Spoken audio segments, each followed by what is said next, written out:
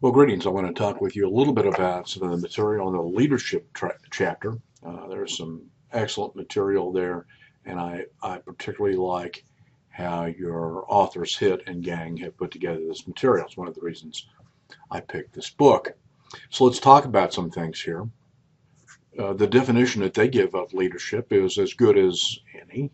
The process of providing direction and influence in individuals or groups to achieve goals. Actually, that's poetic. I mean, poetry versus prose. Poetry is saying the same thing more with more parsimony, with fewer words.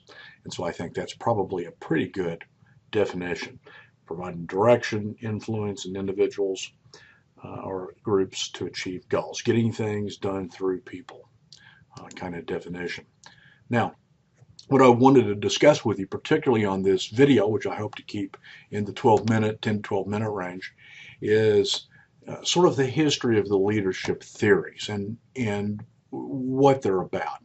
And that could be talked about from a standpoint of following your book and any rational historical development of leadership through these four sets of theories or thoughts about leadership. And the first one being leader traits or leadership traits. And early on, these were the great man theories, uh, writings about Caesar, Napoleon, and really just any leader in history sort of formed the leadership literature. And so we came up with a number of traits. And I'm going to return to this on a later slide with a bit more detail, but that there were things or attributes about the individual that helped make them a leader, could have led them to be a leader, but probably more importantly, somehow allowed them to be accepted as a leader. The second set of those theories is the leader behavior theories. These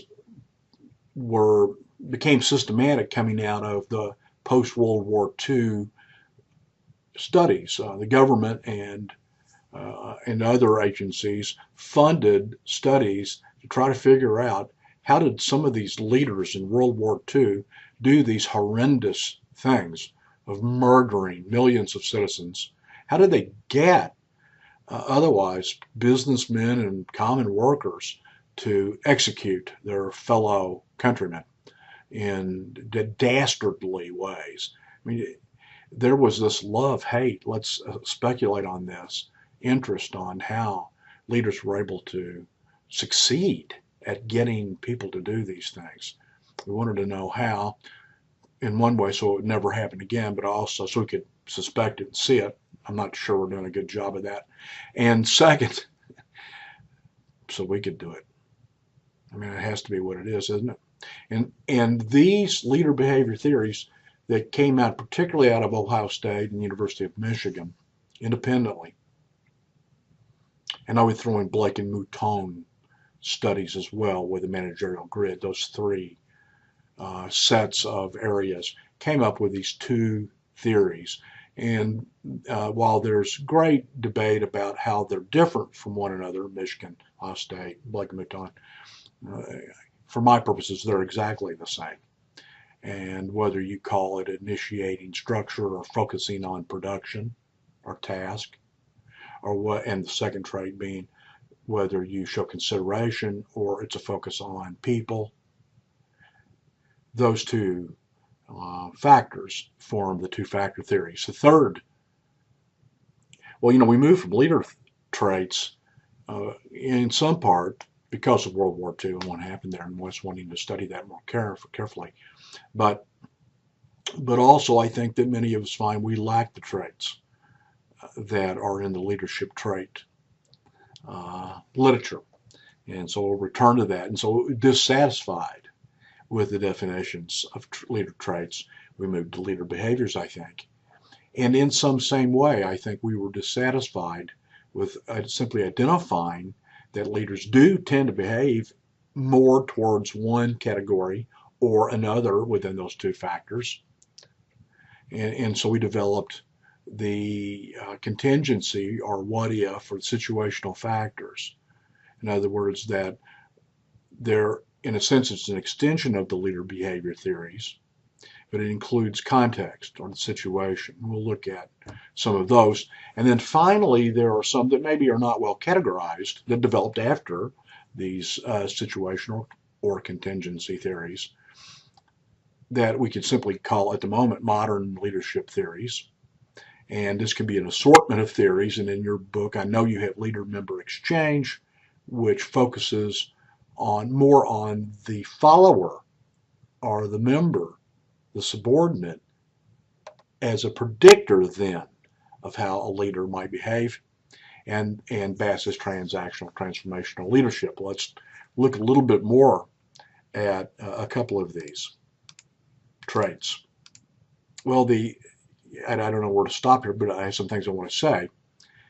Out of the great man theories or the trait theories, we became dissatisfied with those, and we started moving towards more process theories once we got past the behavior theories. And so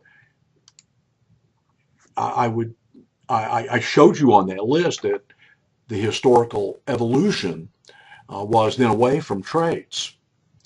But let me give you some information here, and I'm going to read, and this is a PowerPoint made for video, not necessarily other things. New methods and measurements reestablished trait theory. In the 1980s, statistical advances allowed researchers to conduct meta-analysis. And what that does is allow you to take a lot of studies and boil them down statistically into a single study of studies. And if you had 300 studies that computed correlations, you could equalize them in a way, but give them the proper weighting and boil that down to a single correlational number. And it is not as easy as that might sound, but we were able to create those statistical models that would allow us to do that. And because those studies are never alike and they have a lot of differences, and yet we can pull those down into 50 footnotes and then create an understanding that's an overall understanding, meta-analysis. If you want to ever look up research on a particular thing on which there's at least 2 or 3, maybe 50 or 100, more likely at least 50 or 100 research studies, then look for and do a search using the term meta-analysis. And that'll let you know how things are pulled together. When I gave you information about selection, those were looking at meta-analyses. All right. And so what we found using meta-analysis, instead of just looking at a lot of qualitative studies, qualitative means generally without numbers or non-empirical, and suspect to those that like empirical,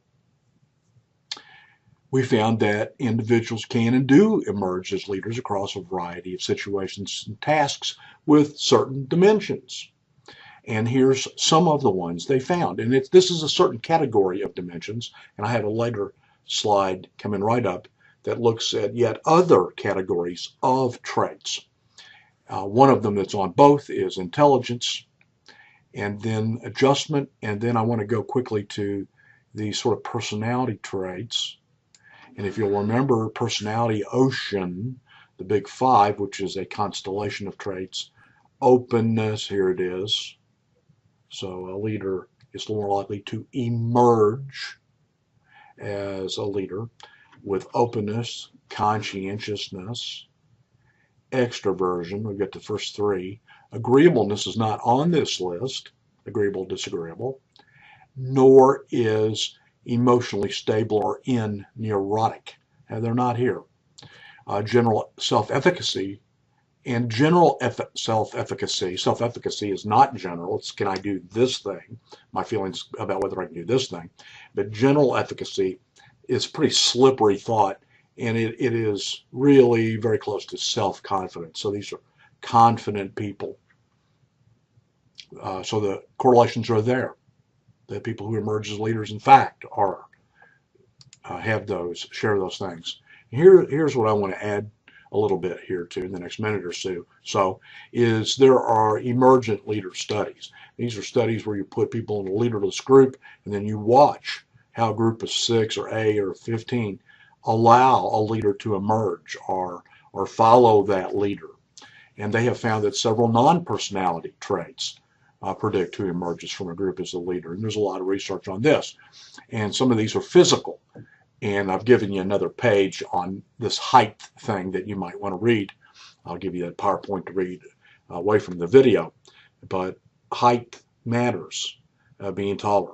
Physical attractiveness and intelligence are very similar in that it's not the most attractive, it's not the most intelligent, but typically a little more physically attractive than the average in the group, whatever that group is.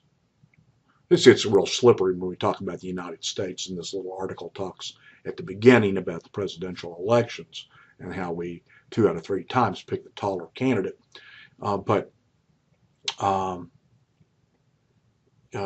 This idea that at the workplace we're typically talking about a leader emerging, or even within a company, very limited number of people.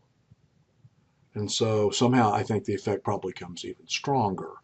This is not who's born into a family and given the presidency of a company. This is not maybe who a board might have elected. I don't know about that. Somehow some deals made. But these are people, when they're put in a group, who emerges as a leader. And I would suggest to you we may have even seen some of that in our ropes course. The height being a straightforward linear predictor. Physical attractiveness and intelligence a little higher than average in that group.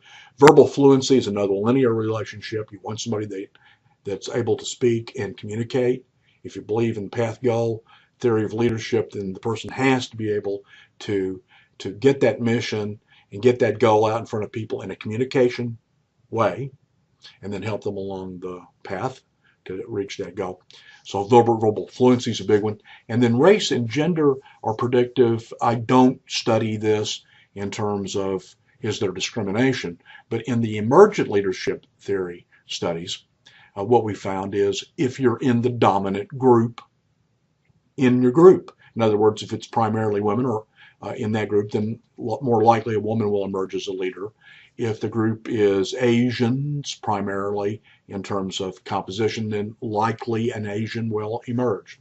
And so race and gender, not in a discrimination kind of way, but again, some pattern we're seeing across maybe these non-personality trait, emergent leadership traits, is that as compared to your group, are you tall compared to your group? Are you physically attractive, but maybe not the most in your group? Intelligent, but maybe not the most in your group? In your group, are you strong in verbal skills? And are you a member of the majority in your group, whether that be race, gender, and I would suggest to you, I think a lot of other demographics would fit there too.